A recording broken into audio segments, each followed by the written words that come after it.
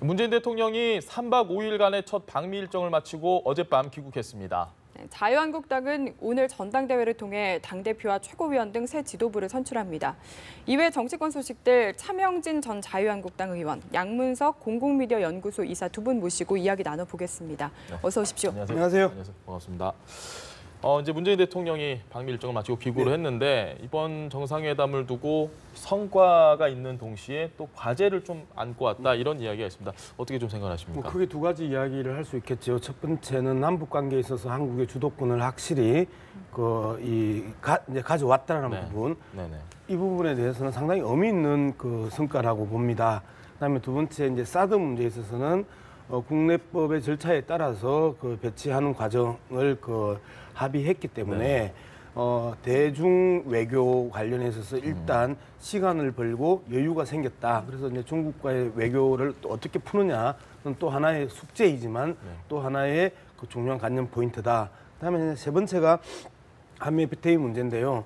한미 FTA 문제 나중에 이야기하겠지만 트럼프 미국 대통령의 아주 지능적인 언론 플레이에 상당 부분 국내에서 오히려 훨씬 더 떠들썩해져 버렸던 과정인데 어쨌든 과제이기는 과제입니다. 그렇죠. 이번에 모든 것들 우리가 받을 수 없기 때문에 일정한 부분을 양보를 한다면 어느 영역에서 양보를 할 것인가 중에 하나가 한미 FTA의 재협상이든지 안 그러면 이제 마지막으로 방위비 분담과 관련한 부분들도 하나의 과제로 떠안았거든요. 근데 실상 방위비 분담 같은 경우에는 일본과 사우디에 있는 미국 군대의 운영 비에 대한 이 간접적 문제 제기 아니냐 이제 이런 이제 분석도 있는데 어쨌든 한 두 가지의 사드 문제와 그다음에 국내 남북 관계에서의 한국의 주도권의 문제는 큰 성과다라고 볼 수 있고 또 한편으로는 한미 FTA와 방위비 분담은 또 하나의 과제로 남았다 이렇게 분석을 할 수 있겠습니다. 이 남북 문제에 있어서는 조금은 성과인 동시에 지금 말씀하신 것처럼 큰 성과 주도적인 걸 들고 왔지만 동시에 조금 표현이나 이런 부분들에 있어서 문구에 들어가는 표현이나 이런 거에 있어서 좀 여러 가지 조건이 달린 거 아니냐 이런 이야기도 좀 있거든요. 원래 남북 문제에 관해서 미국의 입장은 국경을 둘러싼 남한과 북한과의 어떤 관계 그것이 일차적이라는 것은 원래 전통적으로 내려온 거예요. 그래서 이번에 사실은 이제 그런 전통적인 미국의 입장 이런 것들을 트럼프 대통령이 다시 확인한 거죠. 우리가 2003년 5월달에 부시와 노무현 공동 성명서에서도 사실은 이번 공동 성명서와 아주 너무나 똑같은 내용들이 있어요. 그 당시에 부시가 노 대통령의 평화 번영 정책의 어떤 이 개요를 설명한 것에 대해서 상당히 지지를 재천명했다. 똑같아요. 이번에도 사실은 이제 트럼프도 남북 국경 문제에 대해서는 원래 전통과 마찬가지로 이제 지지를 한 거죠. 알아서 남한에서 먼저 손을 써보셔. 그러나 여기에 이제 옵션을 분명히 달았죠. 그러니까 이 올바른 여건 하에서 대화를 해야지. 올바른 여건이 아닌 경우에 대화라는 건 좀 곤란하다. 이런 내용이 이제 사실은 깔려 있죠. 그리고 또 하나는 전통적으로 아마 북한의 핵 미사일 개발이 현재는 개발 단계인데 아마 완성 단계에 있으면은 미국은 그것을 더 이상 묵과하지 않을 겁니다. 분명하게 이제 지금은 상당히 경제적인 압박을 비롯한 광범위한 그런 조치가 되어 있지만 좀 더 이것이 개발이 완성 단계로 갈 때는 미국이 가만히 있지 않을 것이고 또한 중국과의 문제에 있어서 한국이 지나치게 중국에 편향될 경우에 미국은 그 문제가 국제관계에서 제1 과제입니다. 중국을 어떻게 견제하는가. 그런 문제가 있을 경우에도 또 미국은 가만히 있지 않을 겁니다. 그래서 그런 것들을 분명히 고려해야 되기 때문에 남북 관계에 있어서 운전석에 남한이 앉았다. 이런 것은 성과라고도 볼 수 있지만 향후에 많은 과제를 아마 있을 것이고 고위급 회담이라는 이제 틀을 통해서 상당히 미국과 조절을 하는 과정들이 필요할 겁니다. 한미 정상회담에서의 분위기를 이제 좀 봐야 되는데요.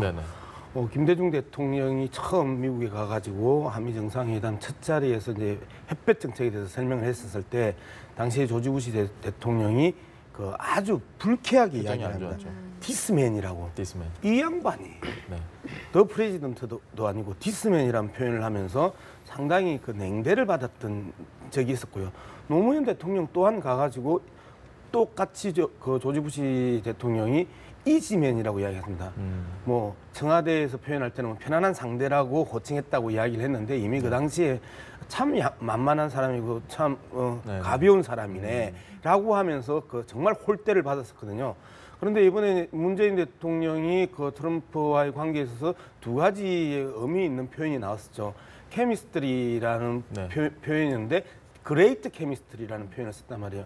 정말 찰떡궁합이다 우리는. 이런 것들을 대외적으로 표명했던 것이나 베리 굿이라고 표현했던 것들이나 이러한 것들은 그 당시에 어떤 언어 속에서 어떤 신뢰관계를 가졌는지 첫 한미 정상회담에서의 분위기를 이제 그 전반적으로 보는 데 있어서 중요한 그 키워드였던 겁니다. 말씀하셨던 것처럼 그 북한에 대한 부분에 대해서 최대한 압박을 가하고 또 다른 압박을 고민하자라고 이야기했던 것이나 북한의 인권 문제를 제기했던 것이나 올바른 여건 하에서라는 전제를 달았던 것이나 이러한 부분들은 역대 한국의 어떤 대통령이 대북 문제, 남북 문제를 이야기할 때 미국이 달아왔던 상당히 그 수사적인 문제 제기였단 말이에요. 그런데 전체 분위기가 어땠느냐? 디스맨이나 이지맨이라고 하는 정말 예의 없고 외교적 결례를 범하면서 미국 대통령이 한국 대통령에게 굴욕 외교를 그 강요했던 분위기와 이번에는 그레이트 케미스트리라고 이야기하는 거나 그 베리굿이라고 이야기하는 것들은 그러한 굴욕적 외교 관계가 아니라 상당히 동등한 외교 관계로서의 동반자로서의 역할들을 보여줬다는 측면이면 다른 모든 것들을 제외하고 이번 이 방미는 네. 성공적인 분위기를 구축했다라고 평가하는 게 올바를 듯합니다. 네, 그러니까 긴 시간을 두고 봤을 때 뭔가 성과가 있었다라는 네. 평가를 해주신 것 같고요. 또 하나 이슈가 됐던 게 한미 FTA 재협상입니다. 과제가 많이 네. 있다 이렇게 말씀하셨는데 의원님께서 어떻게 보십니까? 저는 이 한미 FTA 재협상 문제에 관해서는 이제 그 이 문제를 바라보는 언론과 전문가들의 견해하고는 조금 달라요. 왜냐하면 이 안보라는 문제는 사실 그립이 정부 당국에게 전적으로 있지 않습니까?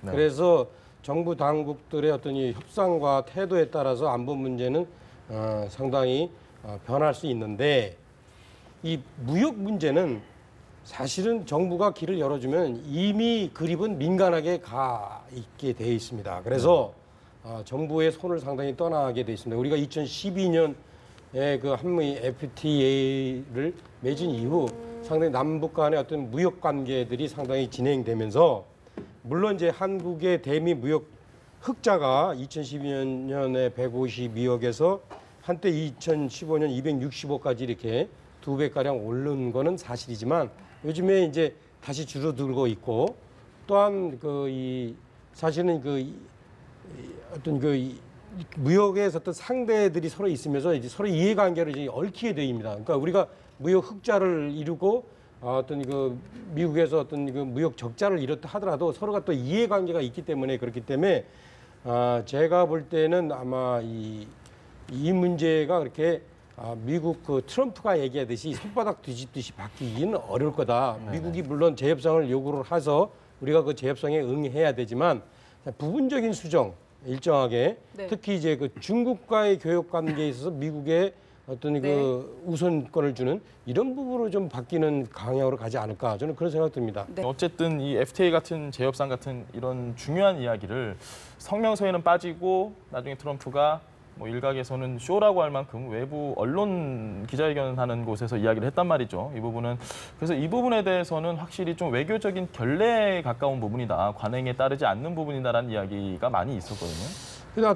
그러나 이제 회담 과정에서도 사실은 이제 이 트럼프가 한미 어떤 무역이 언페어하다라는 얘기를 한 거는 맞죠. 그런데 이제 그것을 구체적으로 재협상까지 가자는 얘기는 안 하고 그것을 언론 발표할 때 다분히 이제 국내의 어떤 지지자 표를 의식한 그런 발언을 하기 때문에 이런 중차대한 문제를 그런 식으로 표현한 것에 대해서 이제 트럼프다운 아무 말 리스크인 것 같아요. 그런데 이제 그럼에도 불구하고 이 문제가 있던 앞으로 남북 이 한국과 미국 간에 네. 일단 그 협상 테이블로 올려질 텐데 그러나 저는 이제 이 문제와 관련해서 아까 얘기했듯이 이 경제 무역 문제는 한번 형성되면은 그것이 서로 이해관계로 얽히고 민간에게 그립이 넘어가기 때문에 완전히 180도 바꾸듯이 뒤집지는 않을 것이다. 그리고 또 하나는 나프타, 그러니까 북미 자유무역 협정 이것이 먼저 해결된 다음에 이제 FTA가 어떤 그 테이블 위에 올라갈 것이기 때문에 우리로서는 좀 시간을 벌 수 있을 것이다. 그러나 이제 어떤 뭐 상당히 여러 가지로 대비를 해야 되겠죠. 예. 네, 두 가지 측면에서 볼 수가 있습니다. 하나는 미국 국내용의 영역이 하나가 있고요. 그다음에 한미 FTA 자체에 대한 영역이 있는데 미국 국내용으로서 지금 그 트럼프 같은 경우에는 러시아와의 내통 문제 때문에 상당히 정치적인 위기 상황에 그 몰려 있고 탄핵 위기를 막고 있잖아요. 그런 측면에서 본다라면 트럼프는 계속해서 자신의 지지자들에게 두 가지를 지속적으로 이야기를 해야 됩니다. 하나는 일자리 문제와 관련해 가지고 한미 FTA를 이야기하면서 무역 불균형에 대한 부분들을 계속 이야기를 해야 되는데 현실적으로 그것들을 뒤집거나 바꿀 수 있는 가능성은 별로 없다. 그렇기 때문에 카메라에 불만 켜지면 그 이야기를 하고 카메라 불 꺼지면 딴 이야기를 하는 이런 모습들로 언론 플레이를 계속 해왔다는 부분. 말 그대로 퍼포먼스죠. 그러면서 자기의 그 지지자들을 결집하는 이러한 하나의 미국 국내용 정치 행태로 갔던 것이고 두 번째 정책적인 측면에서는 그 문재인 대통령이 정확하게 제대로 이야기를 했습니다. 한미 FTA 시행 이후에 한미가 같이 조사하고 분석하고 한미가 같이 평가해서 또 다른 그 수정의 여지가 있으면 그때 이야기하자라고 명확하게 그 정리를 했기 때문에 한미 FTA 문제는 말 그대로 절차적 과정이나 실질적인 측면에서 본다라면 상당 부분 먼 후의 이야기이다라는 부분을 좀 명확하게 해서 현재 미국은 정치적 영역과 그다음에 정책적 영역에 있어서 트럼프가 그 강조하는 정치적 영역의 부분을 한국 언론이 너무 그 호들갑을 뜬 거 아니냐 외려 저는 이제 그렇게 분석을 하는 거죠. 일단 뭐 한미 FTA나 뭐 이런 북핵 관련해서 이 남북 정상회담 이야기는 여기까지 하고요. 지금 국민의당이 상당히 정치권에서는 여러 가지로 이슈가 되고 있는데 이제 곧 발표를 한다고 하죠. 진상조사단이 이 꼬리 자르기다 이런 이야기도 상당히 많습니다. 안철수 전 대표가 뭐 이미 본인은 잘 몰랐다라고 이야기를 하는데 이 부분에 대해서는 좀 어떻게 생각하시는지요? 네, 안철수 전 후보의 경우 새정치를 이야기를 하고 새정치 깃발하에 이제 국민의당을 만들었고 그러한 그 새정치가 트레이드 마크처럼 그 안철수 후보의 이미지를 형성해 줬기 때문에 저는 안철수 후보가 사전에 인지했다고 생각하지 않습니다. 그렇지만 그 아래 단위까지는 상당 부분 혐의가 짙다. 그런데 안철수 후보가 몰랐다고 국민의당 진상조사단이 발표를 하는 것 자체를 놓고 꼬리 자르기다라고 이야기하기에는 상당히 그 국민 정서적으로 그리고 안철수 전 대표가 갖고 있던 이미지나 그다음에 안철수 전 대표가 그동안 4, 5년 동안에 보여줬던 정치 행보에 있어서 무리한 평가 아니냐. 꼬리 자르기까지 이야기하는 것은 무리한 평가다. 저는 그렇게 보는 거죠. 어떻게 좀 그러니까 이번에 이제 그 이유미 씨 증거 조작과 관련해서 이제 안철수 대표에 대한 이제 많은 비난이 있는 건 사실이에요. 그런데 이제 이 문제를 좀 더 저는 냉정하게 좀 볼 필요가 있다. 법적인 책임하고 정치적 책임은 분리해야 된다.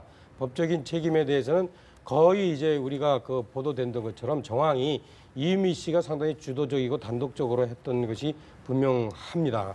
따라서 이것과 관련해서 안철수 전 대표가 어떤 뭐 여러 가지 뭐 지시, 공모, 방조했을 그런 부분에 대해서는 분명히 선을 그어야 되고요. 물론 그럼에도 불구하고 정치적 책임은 있죠. 그 총괄적인 책임을. 근데 이 정치적 책임과 관련해서 또 이제 일부에서는 마치 그 안철수 대표가 정치를 마치 떠나야 될 것처럼 그의 존재 이유가 없어진 것처럼 얘기하는데 저는 그런 생각에 동의하지 않습니다. 오늘 그리고 두 분 말씀은 여기까지 듣도록 하겠습니다. 감사합니다. 네, 고맙습니다.